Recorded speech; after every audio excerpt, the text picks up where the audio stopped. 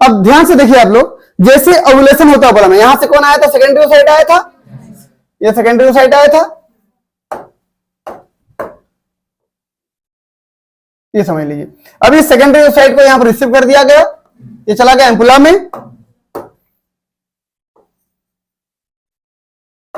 ये एम्पुला में गया, देखिए ये, ठीक है। अगर मान लीजिए बोला मैं स्पर्म इधर से गया था और सही समय पर जाके मान लीजिए फर्टिलाइजेशन कर दिया, अगर फर्टिलाइजेशन कर दिया,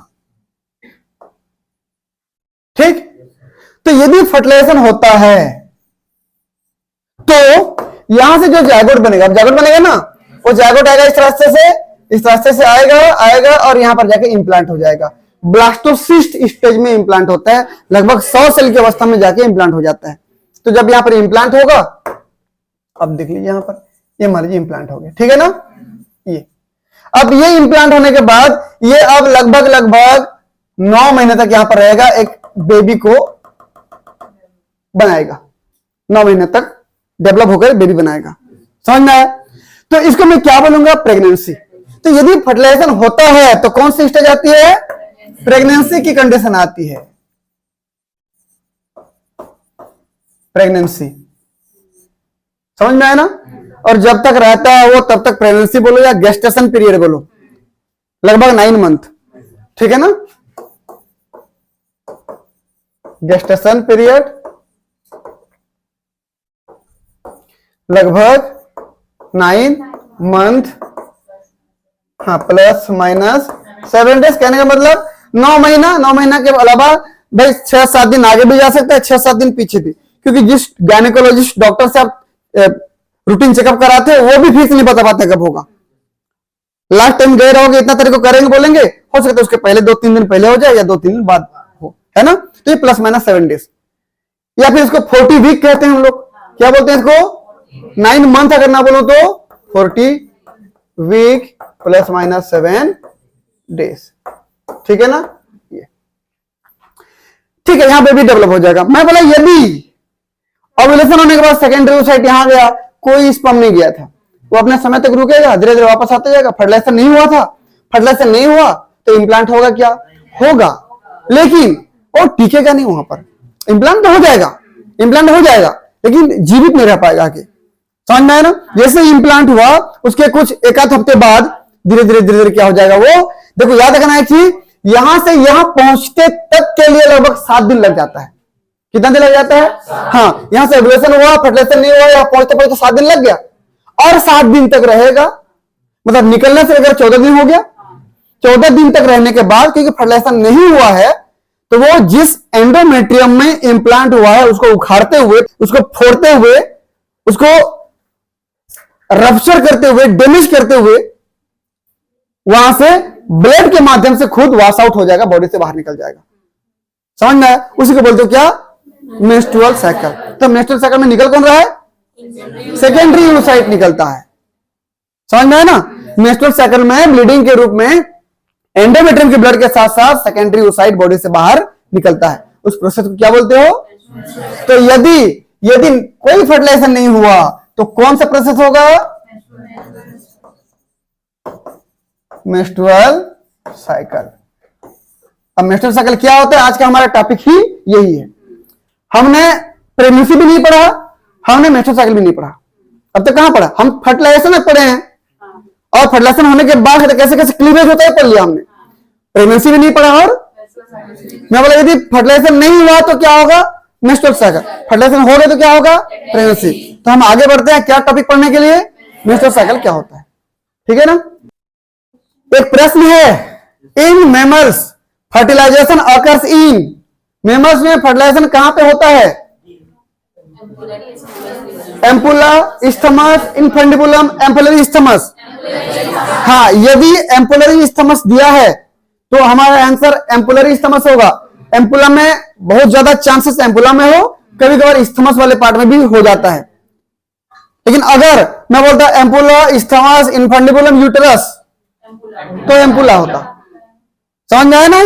तो इसका आंसर क्या हो जाएगा बताइए मुझे। ये अगर एम्पुलरी इस्थमस ऑप्शन में ही नहीं होता, उसके बदले मान लीजिए यूटेरस दे दिया है, तो हमारा आंसर एम्पुला होता।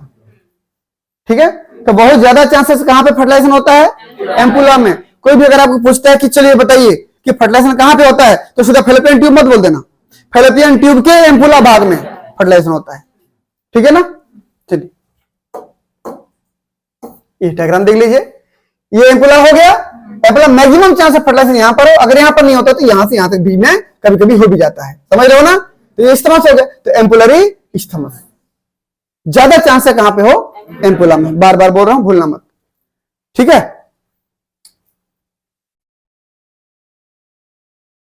चलिए अगले स्लाइड में क्या है कि फीमेल रिप्रोडक्टिव स्ट्रक्चर में ये यूट्रस दिख रहा है आपको इतना ना, ये पूरा यूट्रस है। इस यूट्रस का जो वाल होता है, ये पूरा यूट्रस है। इस यूट्रस का जो वाल होता है वो 3 लेयर का बना होता है। उन तीनों को एक साथ हम यूटेराइन वाल कहते हैं। क्या कहते हैं? यूटेराइन, यूट्रस की वाल कहते हैं। लेकिन वो 3 परत का बना होता है अलग अलग। ठीक है, तो 3 परत कैसे कैसे होते हैं ध्यान से देखिए। एक तो होगा सबसे अंदर में ये वाला लेयर दिख रहा है आपको, ये दिख रहा है, ये अंदर में जो है एंडोमेट्रियम कहलाएगा।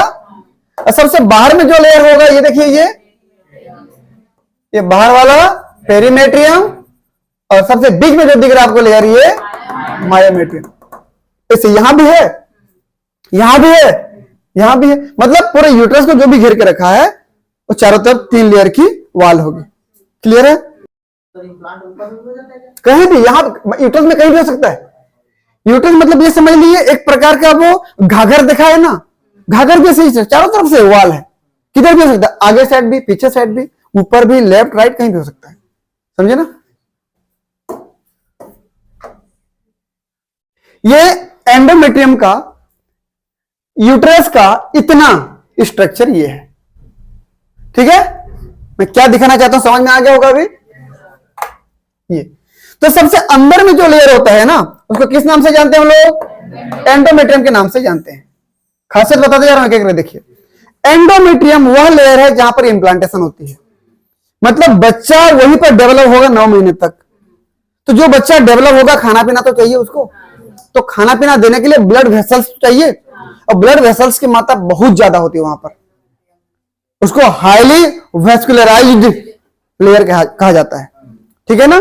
तो कैसे हो जाएगा? देखो वहीं पर गेस्टेशन होता है, मतलब इम्प्लांटेशन, गेस्टेशन मतलब इम्प्लांटेशन, वहीं पर धंसता है, वहीं पर जो ब्लास्टोसिस्ट आता है वहां पर धंसता है, तो गेस्टेशन हो गया, हाईली वेस्कुलराइज्ड हो गया। अब एंडोमेट्रियम के 2 लेयर, ये एंडोमेट्रियम दिख रहा है आपको, एंडोमेट्रियम के पुनः कितने लेयर है भाई? 2 लेयर। देख लीजिए, ये वाला लेयर, एक तो देखो बाहर वाला, एक अंदर वाला। तो बाहर वाला जो लेयर दिख रहा है आपको, देखो ये इसी लेयर को बढ़ा करके दिखाया गया है, ये स्ट्रेटम फंक्शनले। स्ट्रेटम मतलब लेयर, फंक्शनले मतलब जो वास्तव में काम में आता है, और इसका बेस बनाने वाला स्ट्रेटम बेसले। ठीक है, तो ये वास्तव में काम में आएगा, मतलब जो भी न्यूट्रिशन देना है यही देगा। जो ब्लीडिंग के रूप में बाहर निकलता है मेंस्ट्रुअल साइकिल के समय, वही टूटता है, तो वो काम के लायक का। तो स्ट्रेटम फंक्शनले, स्ट्रेटम बेसले मतलब जो बेस बनाता है, ये क्या कहलाता है? स्ट्रेटम बेसले। 2 लेयर हो गया। तो देख लीजिए, stratum functionalis wash out during menstrual cycle, या प्रेगनेंसी के समय की अगर मैं बात करूं तो जो भी न्यूट्रिशन दिया जाता है स्ट्रेटम फंक्शनले के द्वारा दिया जाता है। ठीक है ना? रूल समझ में आया? अगला, बीच में सबसे जो मोटा लेयर दिख रहा है आपको, सबसे मोटे लेयर को क्या बोलते हो? मायोमेट्रियम। मायोमेट्रियम सबसे मोटी सी लेयर होती है, और इतनी मोटी लेयर होती है कि पूरा यूट्रस का कॉन्ट्रैक्शन उसके ऊपर डिपेंड रहता है। वो अच्छे से कॉन्ट्रैक्शन हुआ तो बच्चा यूट्रस से बाहर, चाइल्ड बर्थ, पार्चुरेशन हो जाएगा, बच्चा पैदा हो जाएगा।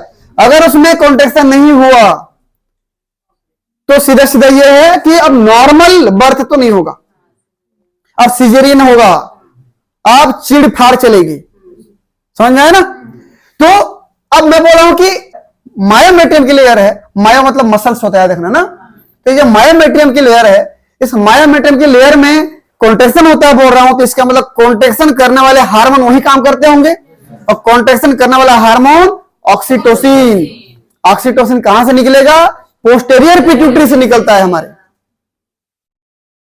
कल ही पढ़ा था हमने पिछली क्लास में पोस्टीरियर पिट्यूटरी बनता कैसे है? न्यूरल ट्यूब से, ब्रेन से। ब्रेन के नीचे थैलेमस, थैलेमस के नीचे हाइपोथैलेमस, हाइपोथैलेमस के नीचे पोस्टीरियर पिट्यूटरी। ये जुड़ा होता है साथ में। मतलब सीधा सीधा यह है कि हाइपोथैलेमस और पोस्टीरियर पिट्यूटरी का कनेक्शन नर्व के द्वारा होता है। हाइपोथैलेमस और पोस्टीरियर पिट्यूटरी का कनेक्शन नर्व के द्वारा होता है, दिख रहे हैं ना ये। और दो प्रकार की नर्व होती है वहां पर, उसको न्यूक्लियाई के नाम से जानते हैं। एक होता है पैरावेंट्रिकुलर न्यूक्लियाई, एक होता है सुप्राऑप्टिक न्यूक्लियाई। पैरावेंट्रिकुलर न्यूक्लियाई जो हाइपोथैलेमस में है वो बनाता है ऑक्सीटोसिन हार्मोन।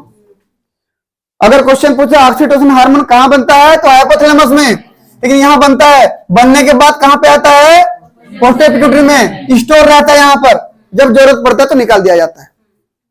सेम ऐसे सुप्राऑप्टिक न्यूक्लियाई, वो भी हाइपोथैलेमस में उसका न्यूक्लियस है, साइटन वाला पार्ट, वो बनाता है वेसोप्रेसिन, जिसको एडीएच हार्मोन बोलते हो।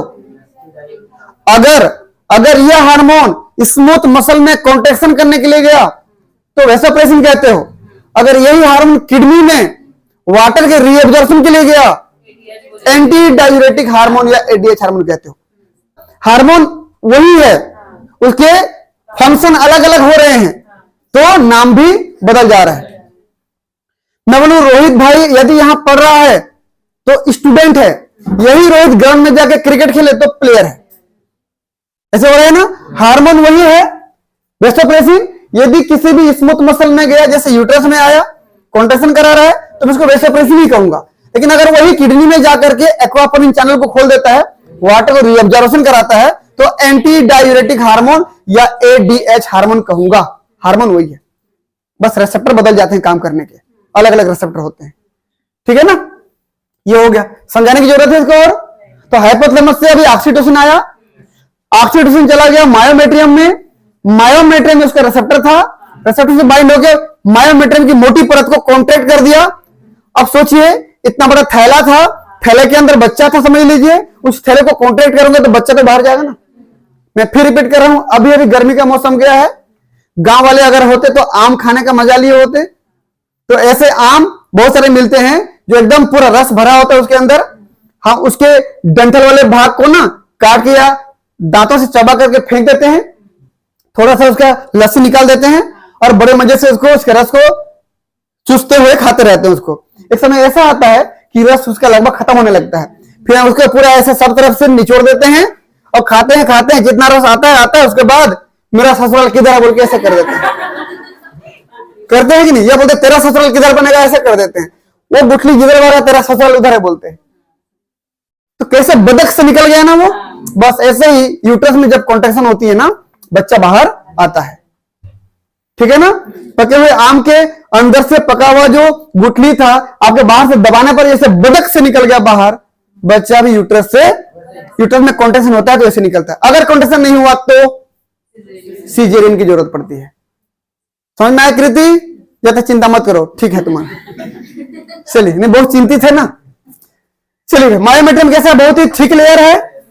Uterine contraction at child birth, बच्चे पैदा होते समय ये कॉन्ट्रैक्शन करता है। और नमन नॉर्मल बर्थ नहीं हुआ था। हाँ, इसका हम वेट किए लगभग 5-6 घंटा कि नॉर्मल हो जाएगा करके, लेकिन यूट्रस में कॉन्ट्रैक्शन ही नहीं हुआ। फिर इसको सीजेरियन से बाहर निकाला गया। ठीक है। चलिए, अगला सबसे बाहर के लेयर क्या है?